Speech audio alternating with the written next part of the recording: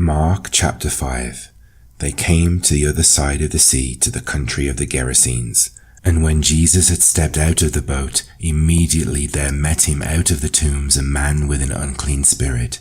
He lived among the tombs, and no one could bind him any more, not even with a chain, for he had often been bound with shackles and chains, but he wrenched the chains apart, and he broke the shackles in pieces. No one had the strength to subdue him. Night and day among the tombs and on the mountains, he was always crying out and cutting himself with stones. And when he saw Jesus from afar, he ran and fell down before him, and crying out with a loud voice, he said, "What have you to do with me, Jesus, Son of the Most High God? I adjure you by God, do not torment me." For he was saying to him, "Come out of the man, you unclean spirit." And Jesus asked him, "What is your name?" He replied, "My name is Legion, for we are many." And he begged him earnestly not to send them out of the country. Now a great herd of pigs was feeding there on the hillside, and they begged him, saying, "Send us to the pigs, let us enter them." So he gave them permission, and the unclean spirits came out and entered the pigs. And the herd, numbering about 2,000, rushed down the steep bank into the sea and drowned in the sea. The herdsmen fled and told it in the city and in the country, and people came to see what it was that had happened. And they came to Jesus and saw the demon-possessed man, the one who had had the legion, sitting there, clothed and in his right mind, and they were afraid. And those who had seen it described to them what had happened to the demon-possessed man and to the pigs.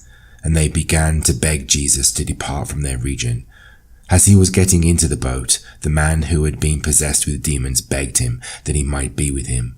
And he did not permit him, but said to him, "Go home to your friends and tell them how much the Lord has done for you and how he has had mercy on you."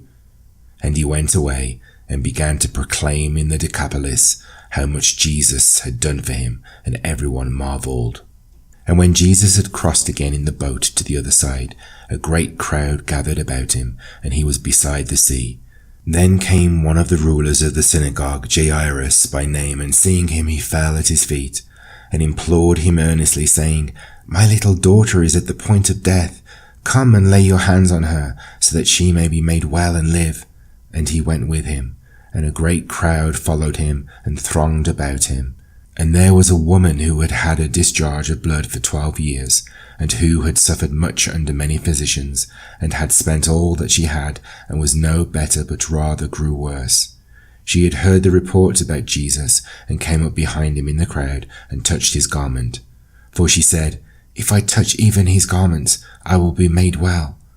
And immediately the flow of blood dried up, and she felt in her body that she was healed of her disease. And Jesus, perceiving in himself that power had gone out from him, immediately turned about in the crowd and said, "Who touched my garments?" And his disciples said to him, "You see the crowd pressing around you, and yet you say, 'Who touched me?'" And he looked around to see who had done it.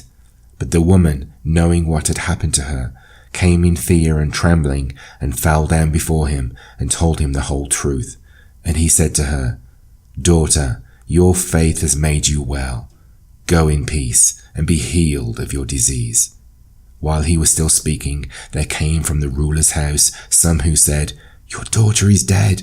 Why trouble the teacher any further?"